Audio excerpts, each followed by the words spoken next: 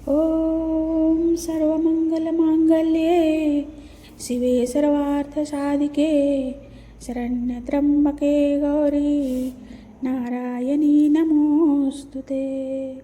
तो दर्शकों, आज जैसे कि आप सभी ने जान रहे हैं कि अभी चैत का नवरात्रा प्रारंभ हो गया है और आज प्रथम नवरात्र का पाठ विधि मैं सूक्ष्म रूप में बताने जा रही हूँ। तो जैसे कि मैं बाएं हाथ में जल ले ली हूँ और गायत्री मंत्र पढ़ते हुए मैं अपना शुद्धिकरण कर ली। अगर आपको शुद्धिकरण मंत्र आता है तो आप शुद्धिकरण मंत्र पढ़ सकते हैं, वरना आप बाएं हाथ में जल लेके गायत्री मंत्र पढ़ के अपने ऊपर जल का छिड़काव करके शुद्धिकरण कर सकते हैं। जैसे कि दुर्गा सप्तशती का जो पुस्तक आता है वो उस पुस्तक में उत्कीलन और कीलक का पाठ करना पड़ता है। सबसे फर्स्ट में जैसे ही बुक खोलने के बाद उत्कीलन और कीलक मंत्र का जो होता है, तीनों मंत्र को पढ़ने के बाद देवी कवच पढ़ना है। देवी कवच पढ़ने के तुरंत बाद अर्गला स्तोत्रम का पाठ करना है और अर्गला स्तोत्रम का जो पाठ होने के बाद अब कीलक का तुरंत पाठ करना है। इसी तरह से कीलक का पाठ करने के बाद देवी सूक्तम का भी पाठ करना है और फिर आप चाहें तो देवी अथर्व शीर्षम पढ़ सकते हैं। ये बहुत ही कारगर मंत्र है। देवी अथर्व शीर्षम पढ़ने से बहुत सारे ऐसी मनोकामना होती हैं जो पूर्ण होती हैं। तो आप भी अगर पाठ करना चाहें तो देवी अथर्व शीर्षम का पाठ कर सकते हैं। इसी प्रकार से देवी का 9 स्वरूप है। हर दिन के हिसाब से माँ का स्वरूप का पूजा करना चाहिए। उसके बाद जब देवी अथर्व शीर्षम का पाठ हो जाएगा तो फिर नवाड मंत्र का भी एक माला पाठ कर लेना चाहिए।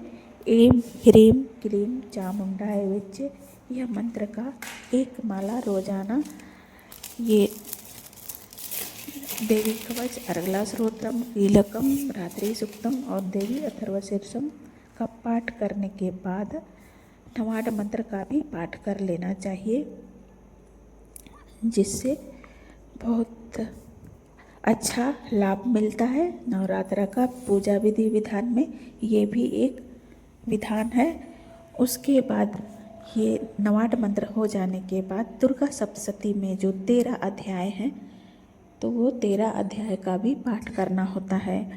अगर आप हर दिन आपके पास समय है, अगर आप घर में हैं तो आप 13 अध्याय कर सकते हैं, वरना अगर आपके पास टाइम नहीं है या किसी को ड्यूटी वगैरह जाना पड़ रहा हो तो वो हर दिन सूक्ष्म विधि से भी दुर्गा सप्तशती का अध्याय का पाठ कर सकता है।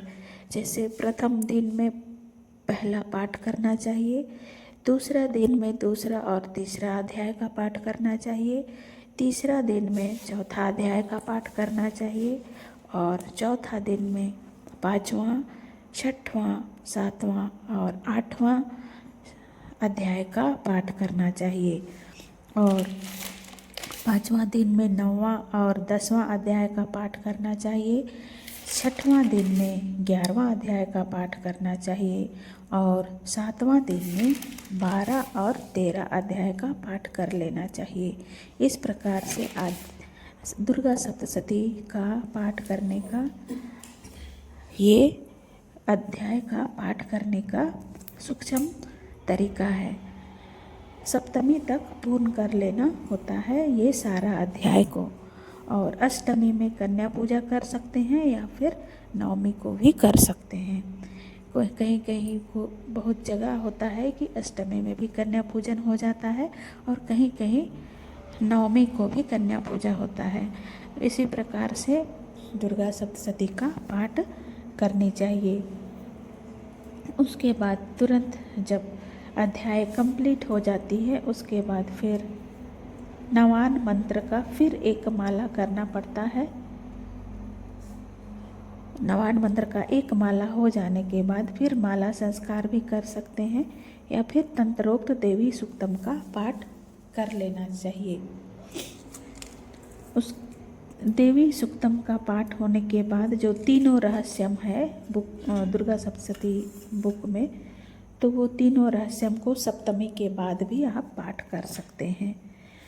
दुर्गा जी का 32 नाम, सिद्ध कुंजी का स्रोत और माता दुर्गा का 108 नाम।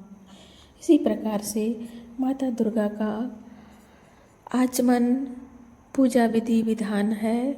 आप संकल्प ले लें कि मैं माता से प्रार्थना भी करिए, हे माता जगदम्बा, हे माँ जगत जननी कल्याणदात्री माता जगदम्बे, मेरी हर इच्छा पूर्ण करो माँ, मेरी हर कामना पूर्ण करो माँ।